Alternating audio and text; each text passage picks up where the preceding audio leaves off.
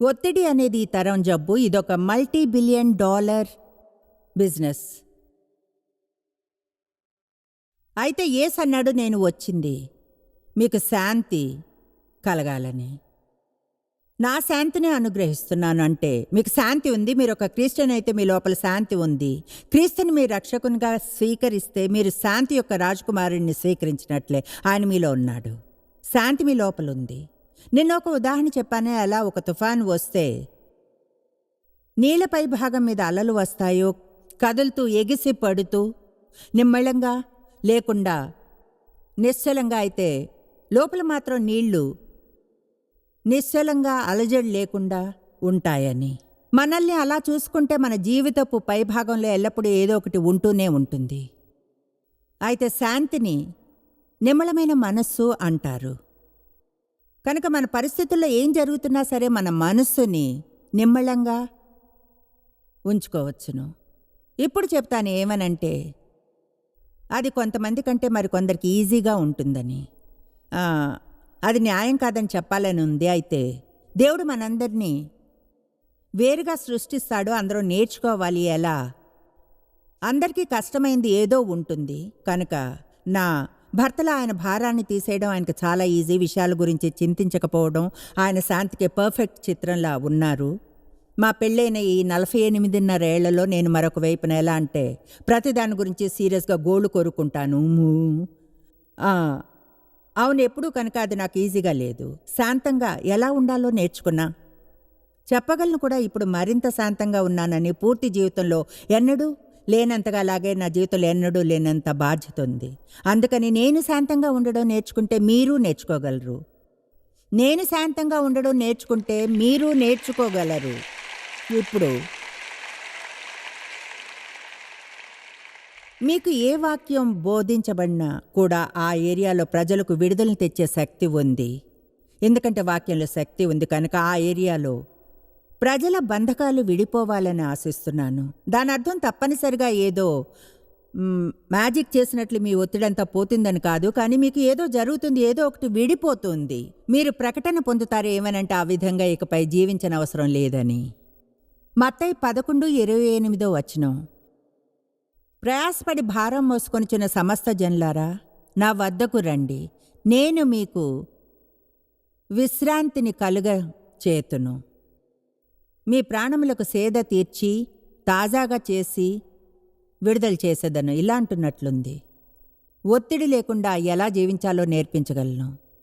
మీ మీద నా కాడి ఎత్తుకొని నా వద్ద నేర్చుకోండి. ఇప్పుడు ఈ 2 వచనాలు చెప్పడానికి ట్రై చేసేదాన్ని నిరూపిస్తాయి. 28వ వచనమే చదివితే అనిపిస్తుంది మనం చేయవలసిందంతా యేసు వద్దకు వస్తే ఆయన ఇదంతా జరిగేలా చేస్తాడని. నా దగ్గరకు రండి, ప్రయాసపడుతుంటే అధిక బరువుని నేను విశ్రాంతిని కలుగ చేస్తాను. కేవలం ఆ భాగాన్ని తీసుకుని ఎలా అంటాం,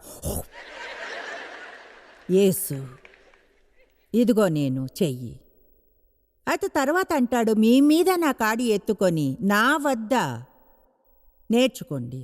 అంటే నా వద్ద నేర్చుకోవడం అంటే ఓకే, నేను సరళంగా ఎలా ఉండాలో చూపిస్తాను, విశ్రాంతిగా తాజాగా. అయితే మీరు నేను ఎలా జీవిస్తానో గమనించాలి, నన్ను వెంబడించాలి. నేను పనులను చేసే విధానంలో మీరు చేయడం నేర్చుకోవాలి.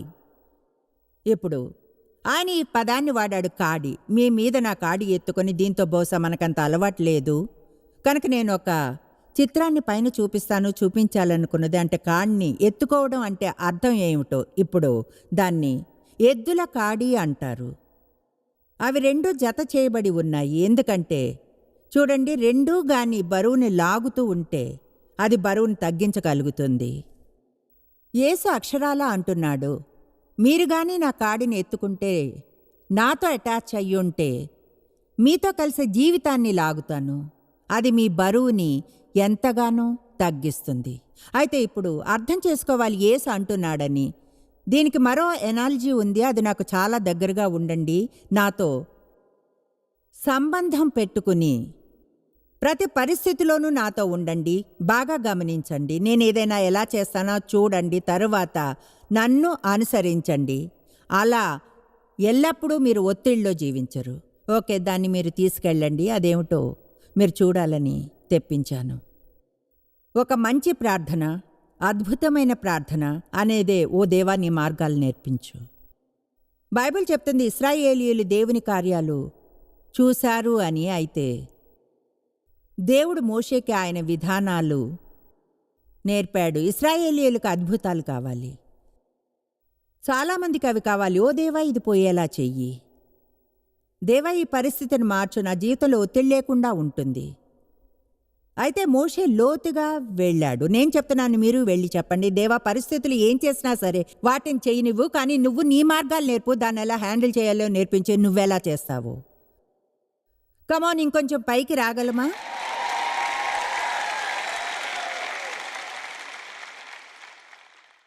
నిన్న చెప్పాను, నా జీవితంలోని ఎక్కువ భాగం నా చుట్టూ ఉన్న వారిని మార్చడానికి ట్రై చేస్తూ గడిపానని. దేవి చేసింది నచ్చకపోతే మార్చాలనుకునేదాన్ని. పిల్లల్ని ప్రేమిస్తారు, వాళ్ళ వ్యక్తిత్వాలు నచ్చకపోవచ్చు. నేను ప్రేమించే నా పిల్లలు ఉన్నారా, అయితే వాళ్ళ పర్సనాలిటీస్ గురించి నిజంగా పట్టించుకోలేదు. నాకు ఎక్కువ సమస్య కలిగించిన వాటిల్లో ఒకటి మాత్రం నాలానే ఉండేది. అంటే అలా జరుగుతుందేమోనన్న భయం ఉండేది ఎప్పుడు. కనుక వాళ్ళని మార్చాలనుకున్నా, డేవిని, మా పిల్లలను, మా పరిచర్ని ఎదిగేలా చేయడం ప్రయత్నం. అయితే అది పనిచేయలేదు, ఏమాత్రం పనిచేయలేదు. నా చుట్టూ ఉన్న ప్రతిదాన్ని దేవుడు మార్చాలని అనుకోలేదు. ఇది చెప్పి మిమ్మల్ని అప్సెట్ చేయాలనే ఉద్దేశం లేదు. ఎవరో ఒకరు మీకు చెప్పాలి. మీ చుట్టూ ఉన్న ప్రతిదాన్ని దేవుడు మార్చాలనుకోడు, మిమ్మల్ని మార్చాలంటాడు. చూడండి, ఇక్కడ నేను కొంచెం ఆగాలన్నట్లుంది.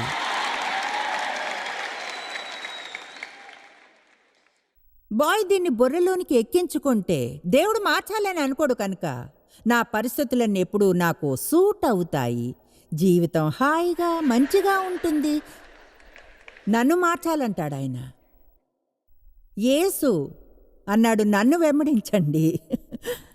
దాని అర్థం ఇది కాదు, నా చుట్టూ తిరగండి, నేను మీ జీవితాన్ని అద్భుతంగా చేస్తాను. ఆయన అర్థం, నన్ను గమనించి నేనేం చేస్తానో అదెలా చేయాలో తెలుసుకోండి. ఈ అద్భుతమైన సందేశంతో ముందుకు వెళ్లే ముందు దేవుడు దీని మధ్యలో ఏదో పెట్టాడు. అది ఈరోజు ఇక్కడున్న కొందరికి దేవుని వాక్యం అని నేను నమ్ముతున్నాను. దేవుడు దీన్ని నా మనసులో ఉంచాడు. ఆరాధన సమయంలో ఒక ప్రోత్సాహకరమైనదిగా చేద్దామనుకున్నా, తర్వాత గుర్తించా నా బోధనకు జత చేయాల్సి ఉందని. ఒక్క నిమిషం కీర్తనలు 32ని చూద్దాం. మొదట 5 వచనాలు. ఒక నిమిషం గిల్ట్ మరియు నేరాభావం గురించి మాట్లాడాలి. సందేశంలోని భాగం కాదు ఇది, అయినా దేవుడు వీటిని గురించి మాట్లాడాలని చెప్పినట్లు అనిపిస్తుంది. నేను నమ్ముతాను ఇక్కడ కొంతమంది ఉన్నారు, గతంలో ఉన్నట్లే మీరు ఉన్నారని, అక్షరాలా గిల్టీ ఫీల్ అవుతున్నారు, ఎక్కువగా దాదాపు ఎల్లవేళ. నిజం చెప్పాలంటే రైట్గా అనిపించదు, తప్పుగా ఫీల్ కాకుంటే. గతంలో అలా ఉండేదాన్ని, గిల్టీగా ఫీల్ అవుతూ పెరిగాను. నా తండ్రి అబ్యూస్ చేస్తుండేవారు, అది నా జీవితంతో పాటు గుర్తుండిపోయింది. గిల్టీగా ఫీల్ అయ్యేదాన్ని. నా పాపాలను ఒప్పుకున్న తర్వాత కూడా అలా ఫీల్ అయ్యేదాన్ని. అంతకంటే ఒత్తిడి వేరే ఉండదు. ఇప్పుడు చెప్పేది వినండి. ఆ బరువుని మోస్తూ తిరుగుతూ ఉండడం కంటే ఎక్కువ ఒత్తిడి వేరే ఉండదు. ఏదో లోపం ఉంది, పనులు సరిగ్గా ఎందుకు చేయలేను, దేవునికి మీపై కోపం అన్న భావన, ఆయనకు మీతో తృప్తి లేదని. నేను మీకు ఏం బోధించినా కూడా బహుశా నేను ఇలానే ఫీల్ అయినట్లు ఈ ఉదయం చూసా. ఒత్తిడిని ఎలా మేనేజ్ చేయాలన్న దాని గురించి ఏం బోధించినా ముందుగా మీకు ఈ పాయింట్ అర్థం కాకుంటే జీవితంలోని ప్రతిదీ క్రిందకు తోసేస్తుంది. ఎందుకంటే ముందే మనం అంత చెడుగా ఫీల్ అవుతుంటే, మన గురించి ఎంతో చెడుగా, మనం అన్నీ సరిగ్గా చేయనందువలన అప్పుడు ఏది వచ్చినా సరే మనల్ని అంచుకు తోసివేస్తుంది. దేవుడు ఒకసారి ఒక ప్రెషర్ కుక్కర్ ఉదాహరణనిచ్చాడు. నాకు తెలియదు ప్రజలు నేను పెరిగేప్పుడు అంతగా వాడారో లేదో అన్నది. మా అమ్మ దగ్గర ఒకటి ఉండేది, చెప్తున్నాను, ఎంతో భయంకరమైన పాత్ర. అందులో ఆమె ఏదన్నా వేసినప్పుడు దాని మీద మూత పెట్టి సీల్ చేస్తాం, దాన్ని తీయలేము, దానిపైన చిన్నగా ఉండి ఈ విజిల్ అనేది ఉంటుంది. ఆవిరి నిండి ఉన్నప్పుడు కొన్ని నిమిషాలకు ఒకసారి పైకి లేస్తుంది, లోపల ఉన్నది ఎంతగా ఉడికితే అంత త్వరగా వస్తుంది. అదెలా అంటే నాకు గుర్తుంది మా అమ్మ చెప్పడం, దాన్ని ముట్టుకోకు. నేను ఆ కుక్కర్లా ఉండేదాన్ని. నా లోపలి విషయాలన్నీ తిరుగుతూ ఉండేవి. నేనెంత ఆత్మికంగా కనిపించినా లేదా వారానికి ఎన్నిసార్లు చర్చికి వెళ్ళినా నా మనసు లోపల ఈ విషయాలన్నీ ఉండేవి. నాలో లోపం ఏంటి, ప్రతిదీ మంచిగా ఎందుకు చేయలేను? ఏం చెప్తున్నానో అర్థమవుతుందా? చూస్తుంటే అమాయకంగా ఉన్నారు. కనుక నేనెప్పుడు పేలుతూ ఉండేదాన్ని. ఎప్పుడు అంటాను. ఎవరైనా ఇంటికి వచ్చేవరకు అందరితో కలిసి ఉండేదాని తర్వాత దేని గురించి చెప్తున్నానో తెలుసా? అంటే చాలా సింపుల్ విషయాలకే అరిచేస్తూ ఉండేదాన్ని. ఎందుకంటే ఎల్లప్పుడూ అంత ఒత్తిడిలో ఉండేదాన్ని. అదంతా నా పరిస్థితుల వల్ల అనుకున్నాను. కానీ నిజంగా ఎక్కువగా దానికి కారణం నా లోపల జరుగుతున్నదే. కనుక అప్పుడు ఎవరైనా నన్ను టచ్ చేస్తే ఏదో ఒక విధంగా ఎలాంటి పరిస్థితుల్లో అయినా పేలిపోయేదాన్ని. నేను ఆ ప్రెషర్ కుక్కర్లా ఉండేదాన్ని. అందుకని చెప్పాలనుకున్నాను, మనం ముందుకు సాగే ముందు ఇది మారాలి అని. ఈరోజు మీరు ఇక్కడి నుంచి వెళ్ళి అదే విషయాన్ని రిపీట్ చేయకూడదు. మళ్ళీ మళ్ళీ మళ్ళీ మళ్ళీ. నన్ను చూడండి, ఒకటి చెప్తాను. మీరు అపరిపూర్ణులైన వ్యక్తులు, అలాగే నేను. అందుకనే యేసు మన కోసం వచ్చాడు. ఇక్కడున్న మనలో ఎవరూ కూడా ప్రతిదీ సరిగా చేయలేరు. ఒక్క రోజును కూడా. ఈరోజు ఇక్కడికి వచ్చే దారిలో కూడా అందరం పాపం చేస్తుంటాం.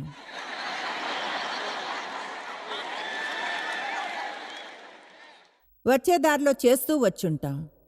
అంటే మీరు తెలుసా, బైబిల్ ఆలోచనలోనూ పాపం గురించి చెప్తుంది, మాటలో, పనిలో. ఇంతవరకు ఈరోజు నా ఆలోచనలన్నీ అందంగా ఉన్నాయని చెప్పలేను. దేవునికి స్తుతులు, వాటిని ఎలా వదిలేయాలో తెలుసు. All right. కీర్తనలు 32. నేను ఇది ఎవరికోసమో కొంతమంది, ఎవరికోసమో టీవీ చూసే కొంతమంది అర్థం చేసుకుందాం.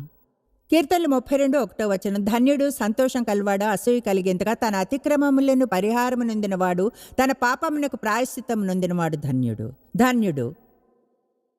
సంతోషం కలవాడు, అదృష్టవంతుడు, అసూయ కలిగేంతగా యెహోవా చేత నిర్దోషి అని ఎంచబడినవాడు, ఆత్మలో కపటం లేనివాడు ధన్యుడు. నేను మౌనినై ఉండగా ఒప్పుకోవడానికి ముందు దినమంతియు నేను చేసిన నా ఆర్తధ్వని వల్ల నా ఎముకలు క్షీణించినవి.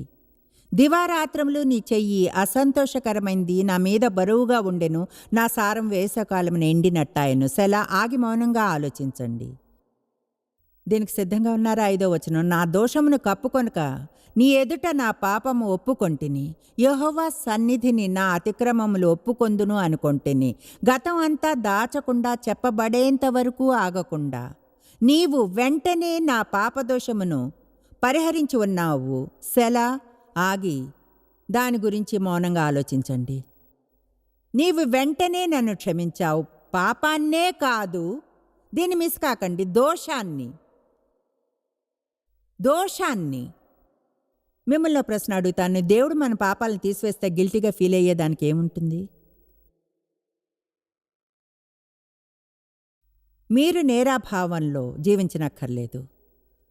నాకు తెలీదు, కొన్నిసార్లు అనుకుంటాం మనల్ని అసహించుకోవడం ధార్మికమైందని. చూడండి, నేను అసలేమీ బాగోను. కాదు, వినండి. మీరు నీతి వస్త్రాన్ని ధరించాల్సి ఉంది. మీ తలను పైకి లేపి మీరు శిరస్సు, తోక కాదు అని తెలుసుకోవాలి. మీరు పైనున్నారు, క్రింద కాదు. దేవునిచే అభిషేకించబడ్డారు. ఆమేన్. ఈ ప్రపంచంలో ఎవరికో కావాల్సింది మీ దగ్గర ఉంది. మీ జీవితంలోని ఒత్తిడి బరువుల్ని ఎన్నడూ వదిలించుకోలేరు, ఒకవేళ లోపల మీ పట్ల మీరు సరైన వైఖరిని ఉంచుకోవడం ఆరంభించుకుంటే. కనుక మీరంటే మీకు ఇష్టం లేకుంటే దాంతో సమాధానపడ్డం మంచిది. ఎందుకంటే మిగతా జీవితం అంతా మీరు వెళ్ళిన ప్రతి చోట మీరుంటారు. మీతో మీరు కలిసి ఉండకుంటే మిగతాదంతా కఠినంగా ఉంటుంది. ఆమెన్. ఎవరికైనా అది కావాలా? ఎవరికో దాని అవసరం ఉంది ఇప్పుడు. కనుక యేసు అన్నప్పుడు నా వద్దకు వచ్చి నేర్చుకోండి అని యేసు మనకు బోధించే మొదటి వాటిలో ఒకటి ఆయన క్షమాపణను స్వీకరించి నేరభావం క్రింద జీవించకూడదు అనేది. ఇప్పుడు ఒత్తిడిని మేనేజ్ చేయడానికి యేసు 4 పనులు చేశాడు. మీరు అనొచ్చి, యేసుకు ఒత్తిడా? నిన్న మాట్లాడుకున్నాం, ఆయన వెళ్ళిన ప్రతి చోట ఎవరో ఆయన్ని చంపాలనుకున్నారు అంటే ఆ లిస్ట్ని మళ్ళీ చూడక్కర్లేదు, అవునా? 30 వెండి నాణాలకు యూదా ఆయన్ని మోసం చేశాడు. పేతురు తెలియదన్నాడు. ఓ చెడు రోజుని గురించి చెప్పడం. మనకి చెడు రోజు రాలేదు. నంబర్ 1, ఆయన ప్రతిదీ ఆయనలో దేవుని నమ్ముకున్నాడు. 1 పేతురు 2:23. మీలో కొంతమంది ఏదో విషయానికై ఒత్తిడిలో ఉన్నారు. దాని గురించి ఏమీ చేయలేరు. దేవుడే చేయగలడు. దాన్ని మీరు ఆయనకి ఇవ్వాలి. దాన్ని వదిలి వెళ్ళిపోనివ్వాలి. దేవునికి ఇవ్వాలి. దానిలో మీ గతము ఉంది, మీ భవిష్యత్తు, మీ పిల్లలు, మీరు అప్సెట్ అయిన ప్రతి ఒక్కటి ఉంది. 1 పేతురు 2:23 నాకు అది ఇష్టం. ఆయన దూషింపబడి అవమానపరచబడి బదులు దూషించలేదు. ఆయన శ్రమ పెట్టబడి దుర్వినియోగపరచబడి బెదిరింపక ఆయన్ని ప్రతిదాన్ని నమ్మెను. న్యాయంగా తీర్పు తీర్చి దేవునికి తన్ను తాను అప్పగించుకొను. ఈ వచనం నాకు ఇష్టం. చెప్పాలంటే ఇది మా ఆఫీస్ గోడ మీద ఉంది. ప్రతిదాంతోనూ దేవుణ్ణి నమ్మాలని నాకు గుర్తు చేస్తుంది. చిన్న విషయాల్లో, పెద్ద విషయాల్లో. ప్రత్యేకంగా నాకు జరిగే దానిలో ఆయన్ని నమ్మడం. ఏం పొందుతానో దేవా, అది నీ ఇష్టం. అది పొందకపోతే నీ వద్ద కారణం ఉంటుంది. ఎవరైనా అవమానపరిస్తే వారిని అసహించుకుంటూ నా జీవితాన్ని వేస్ట్ చేసుకొని దాన్ని చూసుకోమని నిన్ను నమ్ముతాను. ప్రతి చిన్న విషయంతో దేవుణ్ణి నమ్మడం తెలుసుకోవాలి. ఎందుకంటే అసలైతే విసుగంతటికి నమ్మకమే జవాబు. యేసు చేసిన రెండవ పని ప్రార్థించాడు. ఆయన ఎల్లప్పుడూ గుంపులకు దూరంగా వెళ్ళి ప్రార్థించేవాడు. త్వరగా లేచేవాడు ప్రార్థించడానికి. రాత్రంతా ప్రార్థించేవాడు. నేనా వచనాలన్నీ తీయను, టైం తీసుకోను. ఆయన గెస్సెమనే తోటలో ఆయన జీవితంలో అత్యంత కష్టమైంది జరగబోయే ముందు, అలాగే ఎవరి జీవితంలో అయినా శిష్యులను ఆయనతో కలిసి ప్రార్థించమన్నాడు. సువార్తలను చదివితే మనకు తెలుస్తుంది వాళ్ళు నిద్రపోయారని. పేతురును జెబెదయి 2 కుమారులను వెంటబెట్టుకుని పోయి దుఃఖపడుటకు మొదలుపెట్టెను. తర్వాత ఆయన వారితో ఆయన ఇలానే ఫీల్ అయ్యాడు. మనం ఫీల్ అయిన ప్రతిదీ చేయాల్సిన అవసరం లేదు. మరణం ఒకనంతగా నా ప్రాణము బహు దుఃఖములో మునిగి ఉన్నది అన్నాడు. మీరు ఇక్కడ నిలిచి నాతో కూడా మెలకుగా ఉండుడని చెప్పెను. తర్వాత కొంచెం సేపు దూరంగా వెళ్ళాడు. తిరిగి వచ్చినప్పుడు వాళ్ళు నిద్రపోయారు. అయితే ఆయన దీని నుంచి అంతా వెళ్లే సామర్థ్యాన్ని కలగ చేయడానికి జరిగిన వాటిల్లో ఒకటేమిటంటే, ఆయన వారి నుంచి దూరంగా వెళ్ళినప్పుడు ఒక దేవదూత వచ్చి ఆయనకు పరిచర్య చేసింది. ఆత్మలో ఆయన బలపరిచింది. దేవుడు మనల్ని బలపరుస్తాడు. కమాన్నో సామర్థ్యాన్ని ఇస్తాడు. ఆయన మాత్రం ప్రార్థన అంటే ఎప్పుడూ అర్థం మనల్ని బాధ పెట్టే దాన్ని దేవుడు తీసేస్తాడని కాదు. చాలాసార్లు మనల్ని బలపరచాలి అనుకుంటాడు. మంచి వైఖరితో దాన్ని సహించగలిగే సామర్థ్యాన్ని ఇస్తాడు.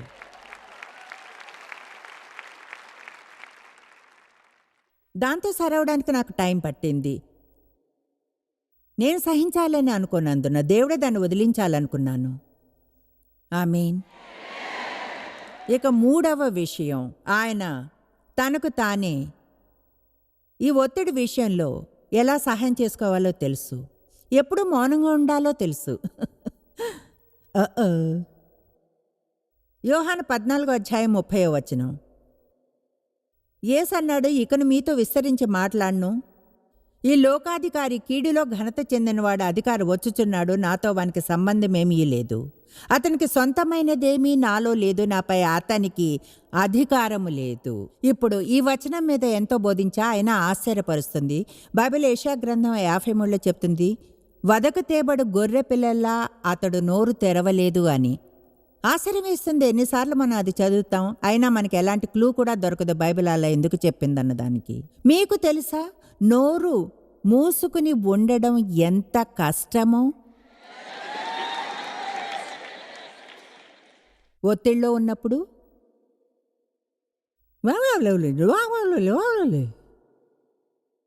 దీని నుంచి నేర్చుకోవాలి. కమాన్, యేసు అన్నాడు, నా కాడి మీ మీద ఎత్తుకొని నా వద్ద నేర్చుకోండి. అంటే ఎలా యేసు ఆయన జీవితంలోని అత్యంత గంభీరమైన ఒత్తిడి సమయాలను హ్యాండిల్ చేశాడో చూస్తున్నాం. బైబిల్ చెప్తుంది ఆయన నోరు తెరవలేదని. శిష్యులతో చెప్పాడు, సంకల్పంతో ఇక మీతో విస్తరించి నేను మాటలాడను. ఆయన ఇలా అని ఉండొచ్చు, ఎందుకంటే ఇది నాకు చాలా కష్టమైన సమయం. శత్రువుకు నాపై అధికారం లేదు.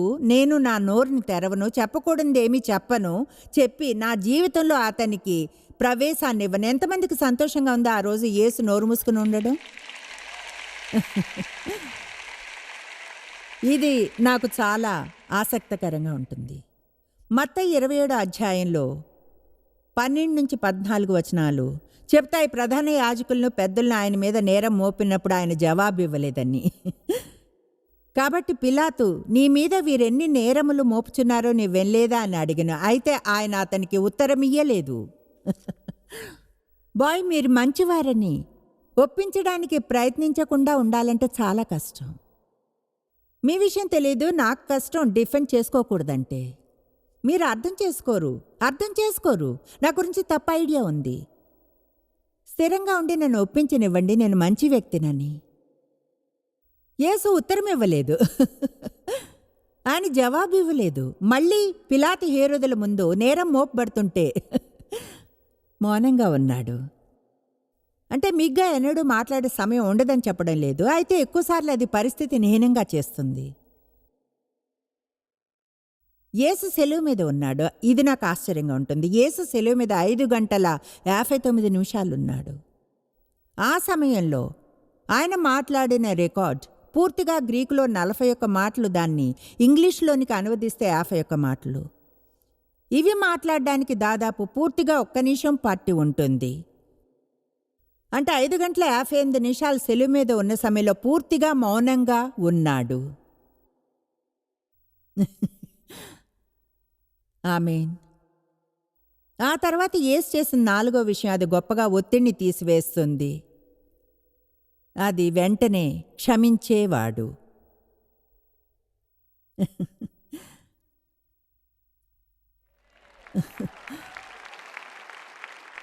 ఓకే, మీకు చిన్న హింటినివ్వనా? మీకు కానీ ఒత్తిడి నిండిన దుఃఖకరమైన జీవితం కావాలంటే ముందుకు ఈజీగా బాధపడండి.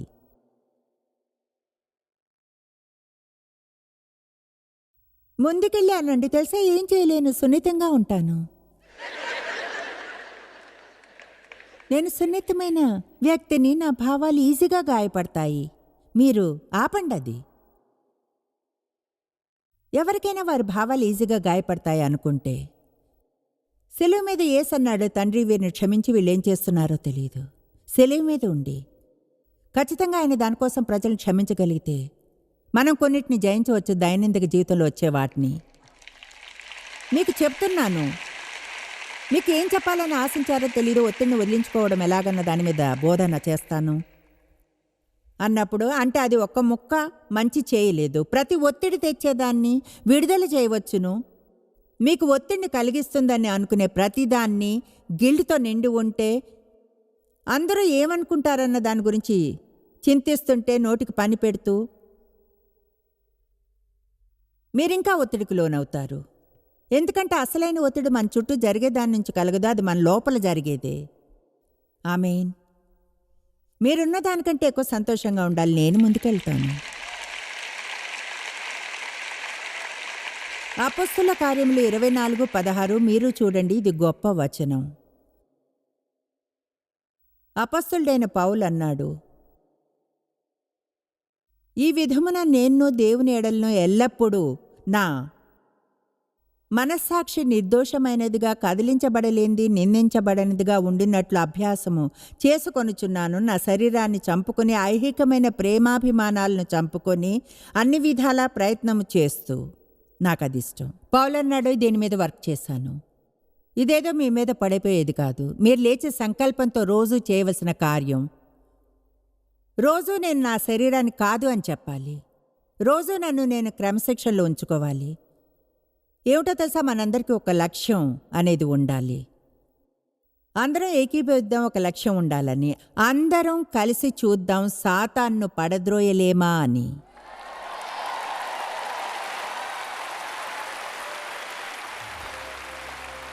ఈ ఒత్తిడిని తెచ్చేవన్నీ మన దారిలోకి వచ్చిన ప్రతిసారి ఇలా లేదు లేదు లేదు, అక్కడికి వెళ్ళాం చేసాం, మళ్ళీ ఆ పని చేయను. మిమ్మల్ని ప్రశ్న అడుగుతాను, మీలో ఎంతమంది చాలా బిజీ?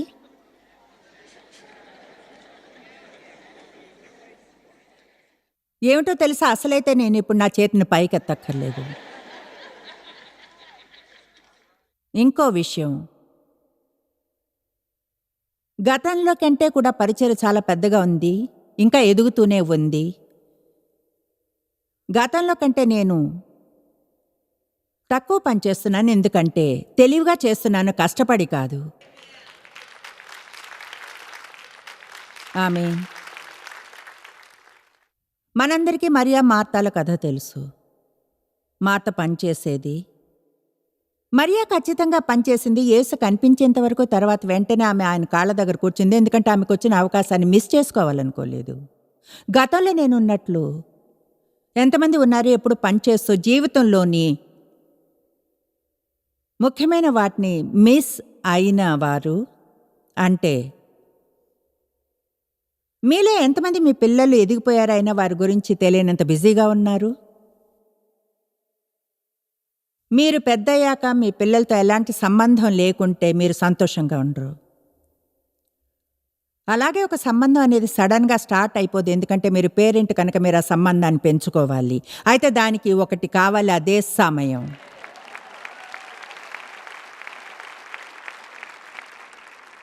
సంబంధాలనేవి మీరు మీ పిల్లలకు చేసిన వాటి మీద నిర్మించబడవు, లేదా వారికి కొనిచ్చే వాటి మీదో. అవి పెరిగేది సమయంతోనే,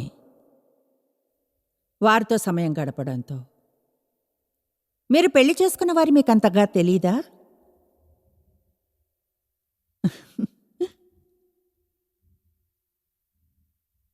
అయితే ఆశ్చర్యం, ఇది ఎక్కడికి వెళ్తుందో.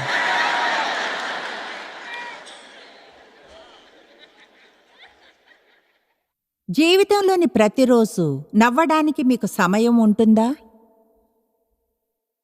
మీరు నవ్వాలి. నవ్వనేది ఒత్తిడిని చాలా వరకు తగ్గిస్తుంది. బహుశా అది ఆతృతకు తీసుకునే మందు కంటే ఎంతో మంచిది.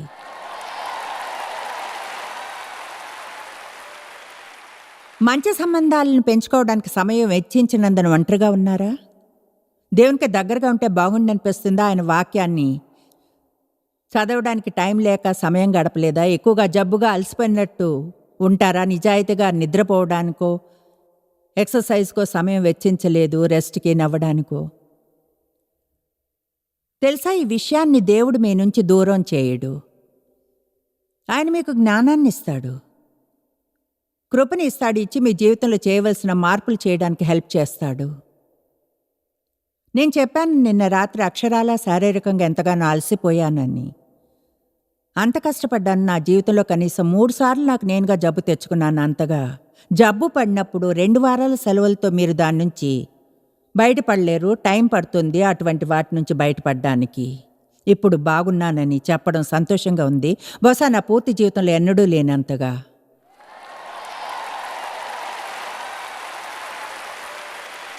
అదేదో నేను ప్రార్థన చేసినంతనే దేవుడంతా పోయేలా చేయలేదు. నేను కొన్ని మూలమైన మార్పులు చేయాల్సి వచ్చింది. నేను చెప్పాను, చేసిన మొదటి పనిలో ఒకటి నా జీవితాన్ని నిజంగా చదవడం ఆరంభించి నా శాంతిని దొంగిలించేదేమిటో తెలుసుకున్నాను అని. నా శాంతిని దొంగిలించడానికి సాతాను ఏం యూజ్ చేస్తున్నాడు? ఉదాహరణకు వాటిలో ఒకటి త్వరపడ్డం. నేను బాగా ప్రవర్తించను, నేను తొందరలో ఉన్నప్పుడు ఆత్మఫలం నాలోంచి బయటకు రాదు అంటారు.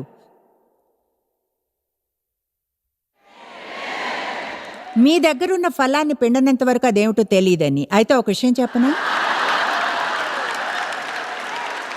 వేగంతో పిండిన దానికంటే వేరే ఏమీ ఉండదు. వేగం రష్యింగ్. కనుక మనం అలా చేయకూడదు. మనం కొన్నిటిని తీసివేయాలి, లేదా ముందు రోజు రాత్రే మంచిగా వాటికై సిద్ధపడాలి. దాదాపుగా ఇప్పుడు నేను చేసే వాటిల్లో ఒకటి, నాకు తెలిస్తే ఉదయాన్న సమయం తక్కువగా ఉందని, అంటే త్వరగా వెళ్ళాలంటే ముందు రోజు రాత్రే ఏం వేసుకోవాలో డిసైడ్ చేసుకుని తీసి పెడతాను. దానికి సరైన నగలు తీసి పెట్టుకుని రెడీగా ఉండడం. ప్రొద్దున లేచాక బీరువా ముందు నిల్చుని వెతుక్కోకుండా ఏం వేసుకోవాలని. ఆమేన్. ఇంకా చాలా చేయగలరు. మీ పిల్లల లంచ్లు ముందు రోజు రాత్రే చూసుకోండి, వాళ్ళ బాక్సులు వాళ్ళే ప్యాక్ చేసుకుని అలా నేర్పండి. ఎఫెసీ 5:15-16 చెప్పాలంటే నాకిష్టమైన కొన్ని వచనాల్లో 2, జ్ఞానుల వలె నడుచుకున్నట్లు జాగ్రత్తగా చూచుకోండి, మీ జీవితాన్ని గమనించండి. మీరు ఇక్కడి నుంచి వెళ్ళినప్పుడు ఓ 15 నిమిషాలు, అరగంటో ఈ మధ్యాహ్నం కొంచెం సమయం తీసుకుని ఎక్కడైనా కూర్చుని మీ జీవితం గురించి ఆలోచించండి. మీ జీవితపు జాబితాను కొంచెం వేసుకోగలరా? ఏదో మీరు ఇక్కడకు వచ్చి నన్ను చూస్తూ నేను చెప్పేది వినడమే కాదు, పాలు పంచుకోండి. ఇంటికి వెళ్ళి జాబితాను వేసుకుని ఆలోచించండి. నేను సంతోషంగా ఉన్నానా? నా జీవితంతో దేవుడు చేయమంటున్నది చేస్తున్నానా? భరించలేని జీవితాన్ని జీవిస్తున్నానా? ఆశ్చర్యం, ఎంతమంది ఇలా అంటారో వింటే నాకు తెలిసి ఇలా ఎప్పటికీ ఉండలేను. ఇప్పుడు మార్పు చేసుకోవాలనే సమయం వచ్చిందంటే ఏమంటారు? ఇప్పుడు గుర్తించే సమయం వచ్చిందంటే మీలో మీరు పెట్టుబడి పెట్టుకోవాలి అని.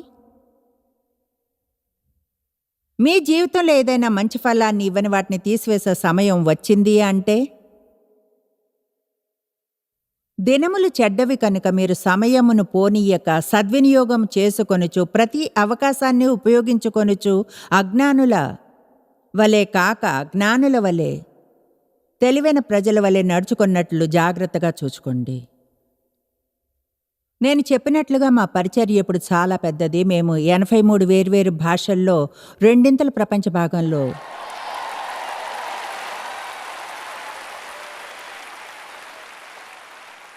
బ్రాడ్కాస్ట్ చేస్తున్నా. అవన్నీ ఇప్పుడు చెప్పనా? అయితే ఎన్నో గొప్ప అవకాశాలున్నాయి. నేను తెలివిగా పనిచేస్తున్నాను, కష్టపడి కాదు. నాకు హెల్ప్ చేసేందుకు చాలామందిని తీసుకున్నాను. వాళ్ళు నాకు నచ్చినట్లు ప్రతిదీ ఎల్లప్పుడూ చేయకపోవచ్చు. అయితే ఏది మంచిదంటారు? నా జీవితంలోని ఎంతో ఒత్తిడిని వారు తీసివేసేలా చేయడమా? అప్పుడప్పుడు వాళ్ళు చేసేది నచ్చకపోయినా? లేక అన్నీ నేనే స్వయంగా చేసుకుంటానని చెప్పడమా? నేనిప్పుడు క్రమంగా బ్రేకులు తీసుకుంటాను. ఒక పని నుంచి మరొకటి చేస్తూ ఉండను. చివరికి తెలుసుకున్నాను, ఎంత కష్టపడి పనిచేసినా ఇంకా ఉంటూనే ఉంటుందని. ఎవరైనా ఇంకా ఆ పాయింట్కి చేరుకున్నారా? అంటే ఎంతగా కష్టపడినా సరే ఇంకా ఉంటూనే ఉంటుంది. కనుక ఎల్లప్పుడూ పనిచేసేలా ఉండకూడదని నేర్చుకోవడం మంచిది. ఎందుకంటే దేవుడు మన కోసము క్రీస్తులో చేసింది చేయలేదు కనుక చెప్పేది జాగ్రత్తగా వినండి. ఆయన క్రీస్తులో మన కోసం చేసింది, మనకు ఏర్పరిచి ఇచ్చిన జీవితాన్ని మనం కేవలం పనిచేయడానికే ఇవ్వలేదు. కొంతమంది కొంచెం ఎక్కువ కష్టపడాలేమో. అయితే చూడండి, ఎప్పుడూ ఏదో ఒక వైపున అసంతుల్యత ఉంటుంది. ఒత్తిడిని తగ్గించే 5 విధానాలు. షగ్ థెరపీని ప్రాక్టీస్ చేయడం నేర్చుకోండి. ఈరోజు అందరం ఆ థెరపీ ఎలా చేయాలో నేర్చుకుందాం. మా అబ్బాయి నాకు కొత్త కాఫీ పాట్ తెచ్చి ఇచ్చాడు. చెప్పాలంటే అది అన్నీ చేస్తుంది. కేవలం కాఫీ బయటకు వచ్చే చోట పాట్ని పెట్టడం తప్ప అదా పని చేయదు. అది ఫిల్టర్ కూడా పెట్టదు. ఇప్పుడు మీరు ఒక ఫిల్టర్ని ఎప్పుడు అక్కడ ఉంచేయవచ్చా? అయితే నాకు అది నచ్చదు. పేపర్ ఫిల్టర్స్ని యూస్ చేస్తే మీరు దాన్ని లోపల పెట్టాలి. అయితే అంటే అది కాఫీని గ్రైండ్ చేస్తుంది. ఈ మధ్య నేను ఒక పాట్ కాఫీ చేశాను. ఏదో ఒకలా చెప్పాలంటే పాట్ని సరిగ్గా పెట్టలేదు. బయటకు వచ్చి ఎక్కడికో వెళ్ళా. అది చాలా పెద్ద పాట్, చెప్పక్కర్లేదు. తిరిగి వచ్చినప్పుడు అక్కడంతా వద్దు. దాంతో గందరగోళం చేయడానికి ఆ ఉదయం నాకు టైం లేదు. దాని వైపు చూసి చెప్తున్నాను, నేను అసలు ఏమీ ఫీల్ కాలేదు. ఎలా అంటే అదే షగ్ థెరపీ అంటే. ఆమె ఇప్పుడు అదంతా క్లీన్ చేశాను. నాకు అది నచ్చలేదు. అయితే నా జీవితంలోని చాలా భాగం కోపంతో వేస్ట్ చేసుకున్నాను. ఎవరికైనా తెలుసా ఆడదానికి బాగా కోపం వస్తే ఎలా ఉంటుందో? All right. అంటే బాగా కోపం రావడం, దాని గురించి నేనేమీ చేయలేకపోవడం. మీ కంట్రోల్లో లేని వాటిని కంట్రోల్ చేయడానికి ట్రై చేయకండి. మా అమ్మాయి ఎక్కువగా అంటుంది. అదేమిటో అదంతే. సహజంగా ఆమె అలా అన్నప్పుడు ఆమె ఇలా అంటుంది, హే, ఇది నీకు హెల్ప్ చేస్తుంది, కమాన్ ప్రాక్టీస్ చేద్దాం. మీరంతా క్యూట్గా ఉన్నారు. ఓ తెలుసా, దేవ్ దాన్ని వేరే విధంగా చేస్తారంటారు. నేను ఇంప్రెస్ కాలేదు. ఎప్పుడూ అంటారు, ఒకవేళ ఇంప్రెస్ కాకపోతే బాధపడకూడదు. అయితే ఆయన అలా అన్నప్పుడు కూడా ఒక బాడీ లాంగ్వేజ్ ఉంటుంది. నేను ఇంప్రెస్ కాలేదు. అదే ష్రగ్ థెరపీ. అదెలా అంటే నేను ఆ భారాన్ని తీసుకోను. ఇప్పుడు దానర్థం మీరు కేర్ చేయరని కాదు. కానీ దానర్థం మీ భారాన్ని తీసివేస్తున్నారు. ఏమిటో తెలుసా? దేవుడు మన భారాన్ని ఆయన మీద వేయనంత వరకు మనల్ని కేర్ తీసుకోడు. మీ భారాన్ని అంతా, మీ బాధనంతా నా మీద వేయండి, నేను మిమ్మల్ని చూసుకుంటాను కనుక. మీరు ప్రాక్టీస్ చేయగలిగే రెండవది మీ కంఫర్ట్ జోన్లో ఉండడం. ఒత్తిడిని తగ్గించే 5 విధానాలు. ష్రగ్ థెరపీని ప్రాక్టీస్ చేయడం. నెంబర్ 2, మీ కంఫర్ట్ జోన్లో ఉండండి. దాని అర్థం ఎప్పుడు ఏమీ కష్టమైంది చేయమని కాదు. దాని అర్థం మనం మన హద్దులను గుర్తించి వాటికి మర్యాదనిస్తామని. వేరుగా చెప్పాలంటే మీరు సరిగ్గా చేయలేని వాటిని చేయడం మానేయండి. ఆమేన్. మీకు అసలు తెలియదు కూడా ఎంత గందరగోళం అవుతుందో. ఒకవేళ నేను ఇంటికి వెళ్ళి బట్టలు మడత పెట్టాలన్నా, లేక ఫ్యాన్సీ డిజర్ట్ ఏదైనా బేక్ చేయాలనుకున్నా తెలుసా? కొన్నేళ్ల క్రితం నాలో ఈ పురుగు తొలుస్తుండేది. అనుకున్నాను, ఓకే ఏదైనా మామూలు చేస్తా. కొన్నిసార్లు నాకు అలా చేయాలనిపిస్తుంది. ఒకవేళ చాలా మీటింగ్స్ చేసినా లేదా వరుసగా ఏదైనా చేసినప్పుడు. అంటే చూడండి, ఎప్పుడు చూడు నేను అలా ఆధ్యాత్మిక జోన్లోనే ఉండను. నాకు అంత మంచిది కాదు. మామూలు జోన్లో ఉండాలి. అందువలన నాకు అలా చేయాలనిపిస్తే నిజంగా బాగా అలసిపోయి ఉన్నా, ఎక్కువగా ఆధ్యాత్మికంగా అయినా అప్పుడు కొన్నిసార్లు డొమెస్టిక్గా అవ్వాలనిపిస్తుంది. అది జోక్లానే ఉంటుంది, ఎందుకంటే అలా కాదు. చెప్పాలంటే అలాంటివన్నీ నేను చేయగలిగేవి కాదు. కనుక సరే, వంట పుస్తకాలు బయటికి వెళ్ళి తెచ్చుకుంటా. మీరు తెలుసుకోవాలని కూడా అనుకోరు స్పైసెస్కి ఎంత ఖర్చు చేస్తాను. అంటే నా దగ్గర మీరు ఊహించగల ప్రతి ఒక్క రకమైన స్పైసు ఉంది. ఇక మా అమ్మాయి ఎలా అంటే, నువ్వు దాంతో అసలు ఏం చేస్తావు? వంట చేయడం ఆరంభిస్తా, వంట చేస్తా, మంచిగా ఉంటుంది, దీన్ని ఆనందిస్తా, మంచిగా అనిపిస్తుంది. సరే, నాకు డేవ్కు ఏదో ఒకటి చేయాలనిపించింది, ఎందుకంటే మా ఇద్దరికి నచ్చిన ఒకటే ఉంది.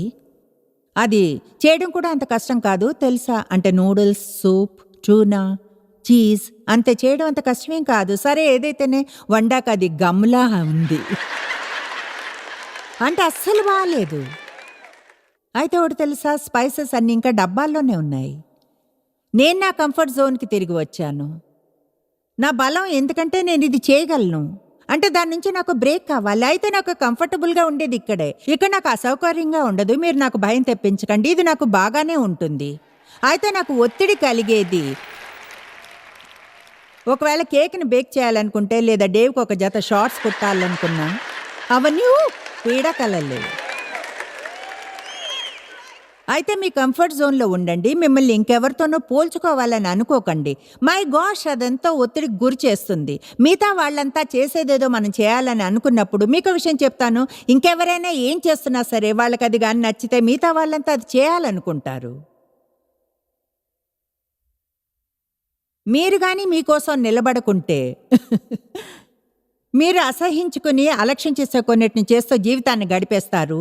తర్వాత చెడుగా ఫీల్ అవ్వడం, ఎందుకంటే మీరు అది బాగా చేయలేరని. అసలైతే మీరు చేయవలసింది ఆ పని కానప్పుడు. ఆమేన్.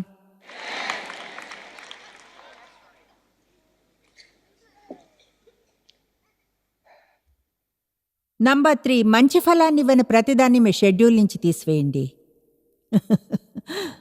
దానికి మీతో మీరు సమయాన్ని గడపడానికి మరో అరగంట పడుతుంది. మీ షెడ్యూల్ నుంచి ప్రతిదాన్ని తీసివేయండి. అంటే మంచి ఫలాన్ని ఇవ్వని దాన్ని కేవలం ఏ నిర్ణయం తీసుకుని ఒక కమిటీలో కానీ ఉన్నారా? దేవా దయచూపు. ఒకసారి నేను ఒక చర్చ్ కమిటీలో ఉండడం గుర్తుంది.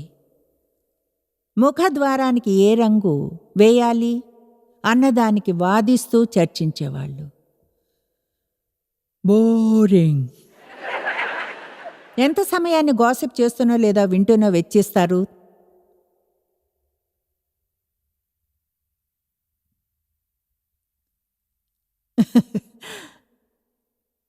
తమ సమస్యల గురించి ఏమీ చేయాలన్న ఉద్దేశం లేకుండా తమ సమస్యల గురించి ఫిర్యాదులు చేసే వారి మాటలు వినడానికి ఎంత సమయాన్ని వెచ్చిస్తారు?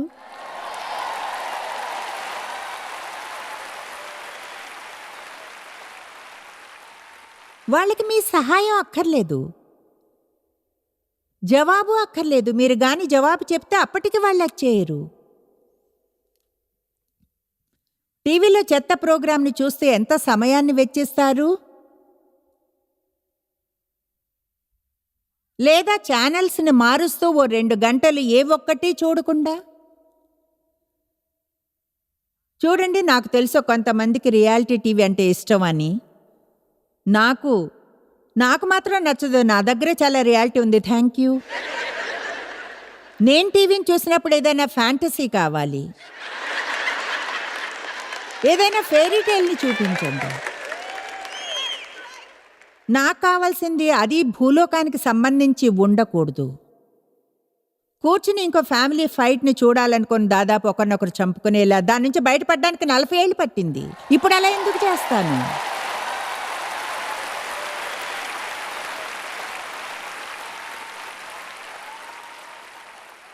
నంబర్ 4, మీ ప్రక్కన ఉన్న వారి వైపు తిరిగి చెప్పండి, మీకే నంబర్ 4 నచ్చదు అని. మీరు ముందుగా తెలుసుకోవాలని చెప్తున్నాను, నచ్చదని. ఎందుకంటే మీ ఒత్తిడిని తగ్గించుకోవడానికి చేయవలసిన నంబర్ 4 ఎక్సర్సైజ్ చేయడం.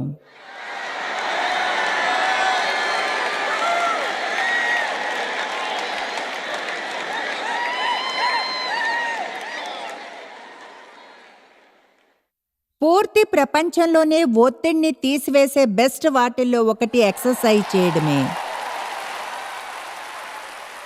చెప్పేది వినండి. మన శరీరంలో ఈ చిన్న ఎండార్ఫిన్స్ అనేవి ఉంటాయి.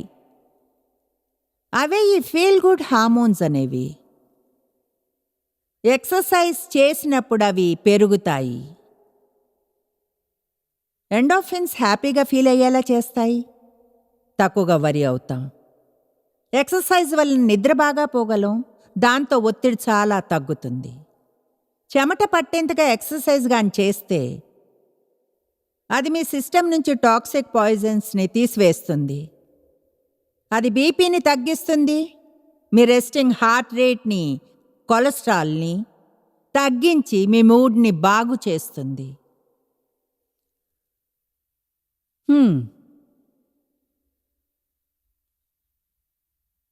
10 ఏళ్ల క్రితం ఒక జిమ్లో వర్క్ చేయడం స్టార్ట్ చేశాను. ఇప్పుడు ఇంట్లోనే చేస్తాం. మాకు ట్రైనర్ ఉన్నారు. 5గురం వర్కౌట్ చేస్తాం. మా పిల్లల్లో 2, డేవ్, నేను, మా కోడల్లో ఒక ఆమె. అయితే ఈ మధ్యనే స్ప్రింగ్ సీజన్లో వాకింగ్ కూడా చేస్తున్నాం. కనుక నేను వర్కౌట్తో పాటు రోజుకి 4 మైళ్ళు వాకింగ్ కూడా చేస్తున్నాను. చెప్పేది వినండి. నా కొలెస్ట్రాల్ ఇప్పుడు గత 15 ఏళ్లలో కంటే చాలా తక్కువగా ఉంది. మీకు నిజం చెప్తున్నాను. నేను చేసేదేదో మీ తల మీద రుద్దాలని కాదు. చూడండి, అవును, నేను అలానే ఉంటాను. అంటే నిజంగా నేనంతే. అయితే నిజాయితీగా చెప్తాను. నా వైపు చూడండి, మీకు విషయం చెప్తాను. వాకింగ్ వల్ల నాకు కలిగిన ఎనర్జీ ఎంతనో నేనే నమ్మలేకున్నాను. అంటే నాకు షాక్ తగులుతుంది వాకింగ్ వల్ల నాకు కలిగిన ఎనర్జీని తలుచుకుంటే. అదంతా ఈజీ కాదు. హిల్స్ చేస్తున్నాను, అది చేయడం అంత ఈజీ కాదు. కానీ నాకు ఇష్టం అది. నేను చెప్తున్నానంతే. దాంతో మీకు ఇష్టమైన చేసుకోండి. నేను మీ టీచర్ని, అందుకని ఏం హెల్ప్ చేస్తుందని నమ్ముతానో అదే చెప్తా. ఈనాడు ప్రపంచంలో ఎంతో ఒత్తిడి ఉంది. చరిత్రలో గతంలో కంటే ఇప్పుడింకా ఎక్కువగా ఒత్తిడి రాబోతుంది. మనతో పాటు తీసుకెళ్లాల్సిన చిన్న చిన్న డివైసెస్. తెలుసా, టాయిలెట్కి కూడా ఫోన్ లేకుండా వెళ్ళాలనుకో. కమాన్, పొరపాటున టాయిలెట్లోకి ఫోన్ లేకుండా తిరిగి వెళ్ళి తెచ్చుకున్నారా కాల్ మిస్ అవుతుందని? నేను చేశాను. అందుకే ప్రపంచం మారనే మారదు. అది అడ్డు అదుపు లేకుండా మరింత కోరుకుంటుంది. మీకు మీరు హెల్ప్ చేసుకునే విధానాల్లో ఒకటి క్రమంగా ఎక్సర్సైజ్ చేయడమే. దాంతో మీకు ఇష్టమైన చేసుకోండి. మీ ముందుంది. ఇక నంబర్ 5, రిలాక్స్ అవ్వడానికి టైం తీసుకుని ఆనందించే పనులు చేయటం. మీరు ఆనందించే పనులకు టైం తీసుకోండి. చిన్న చిన్న వెకేషన్స్ తీసుకోండి. ఒకవేళ అది 10 నిమిషాలదైనా సరే చిన్న వెకేషన్ని తీసుకోండి. మధ్యాహ్నం ఒక కప్పు కాఫీని ఆనందించాలంటే అప్పుడు టైం తీసుకుని కూర్చుని అన్నీ పక్కన పెట్టి నిశ్శబ్దంగా ఉన్న చోటుకు వెళ్ళి ఒక కప్పు కాఫీ త్రాగండి. పెడిక్యూర్ ఇష్టమైతే నెలకోసారి షెడ్యూల్లో వేసుకోండి వెళ్ళాలి అని. అందరికీ దూరంగా వెళ్ళి చేయించుకోండి. కమాన్, మీరు 300 లేదా 500 లేదా ఎంతైనా అర్హులే. మీరు అందంగా ఉన్న వాటి వైపు చూడండి. ప్రకృతిలోకి వెళ్ళండి. వెళ్ళి అందంగా ఉన్నదాన్ని చూడ్డానికి టైంని వెచ్చించండి. సంకల్పంతో శ్వాస పీలుస్తూ రిలాక్స్ అవ్వండి. ఇప్పుడు మీకు కొంచెంగా దీన్ని ఇవ్వాలని అనుకుంటున్నా. తర్వాత కొన్ని నిమిషాలు తీసుకున్న తర్వాత ముగిస్తాను. ఈనాడు మనకు ఓవర్లోడ్ అయిన ఎంపికలతో సమస్య ఉంది.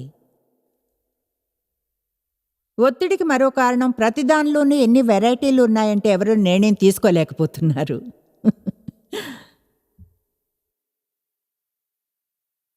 పచారీ కొట్టులో 48,750 ఐటెంలుంటాయి. సరాసరి పచారీ కొట్టులో 48,750 ఐటెంలు. అంతేకాదు 228 రకాల కోల్డ్ సీరియల్స్, 67 రకాల ఓట్స్, ఇంకా ఓట్ మీల్ ప్రోడక్ట్లు, 57 రకాల గ్రనోలాలు, మూస్లీలు. ఈ మధ్య దాదాపు 29 వేర్వేరు రకాల M&Ms ఉన్నాయి.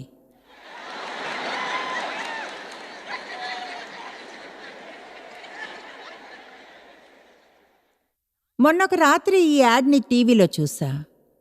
ఒక ఆవిడ తన భర్తను ఒక బీన్ క్యాన్ని తీసుకురమ్మని పంపింది. మీరు చూసారా?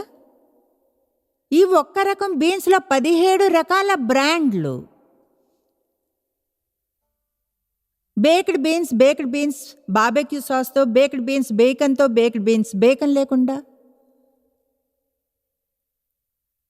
నా జీవితంలో ఎన్నడూ లేనన్ని బట్టలు ఇప్పుడు ఉన్నాయి. నా బీరువా ముందు నిల్చుని ఏం వేసుకోవాలో ఎలా తెలియకుండా ఉంటుంది. నా టీనేజ్లో నాకే సమస్య లేదు. బీరువా ఇంత పెద్దగా ఉండేది. దానిలో 8 జతలు. సోమవారం ఎల్లో, మంగళవారం బ్లూ, బుధవారం గ్రీన్, గురువారం నాడు ఇంకేదో. నా షూస్ విషయంలో కన్ఫ్యూజన్ ఉండేది కాదు. 2 జతలే. 3 ఛానల్స్ ఉన్నప్పుడు టీవీలో ఏం చూడాలన్న విషయంలో కష్టమే ఉండేది కాదు. ఇప్పుడు 500 ఛానల్స్లో నాకు చూడ్డానికంటూ ఏమీ ఉండదు.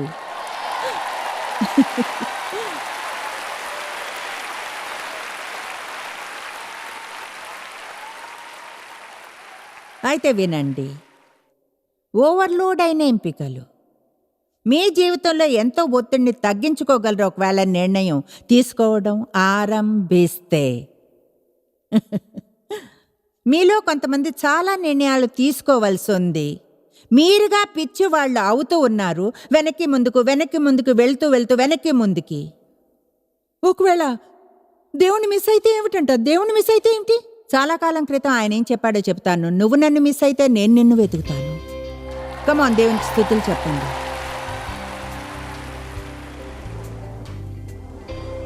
చూడండి, మీ జీవితంలో ఒత్తిడిని తగ్గించుకోగలరని తెలుసుకోవడం మంచిది కాదా? అలాగే దేవుణ్ణి హెల్ప్ చేయమని అడిగితే 1 పేతురు 5:7 ప్రకారంగా మన భారాన్ని ఆయన మీద వేయవచ్చును. ఎందుకంటే ఆయన మనల్ని చూసుకుంటాడు. మీరు ఎన్నడూ తెలుసుకోలేనంతగా జాయిస్ మేరీ మినిస్ట్రీస్లో మీరు మాకెంతో ముఖ్యం. మిమ్మల్ని అభినందిస్తున్నాం. మా ప్రపంచ వ్యాప్తపు మినిస్ట్రీ సాధ్యం అయ్యేలా చేసే మా ఫ్రెండ్స్ మరియు పార్ట్నర్స్ కి థ్యాంక్స్. అందరూ కలిసి ఆకలిగొన్న వారికి భోజనం పెడుతున్నాం, బీదలకు బట్టలిస్తున్నాం, సువార్తను దేశాలకు చాటుతున్నాం. మమ్మల్ని కాంటాక్ట్ చేయండి లేదా joycemery.orgని ఈ రోజే విజిట్ చేయండి. మీ ప్రార్థన విన్నపాలను కొరకు అలాగే మరిన్ని సాధనాలను గురించి తెలుసుకోండి. జాయిస్ మేరీ షెడ్యూల్ని చూసి భాగస్వామిలో భాగమవ్వండి. క్రీస్తు ప్రేమను ప్రపంచమంతటా పంచుకోవడానికి.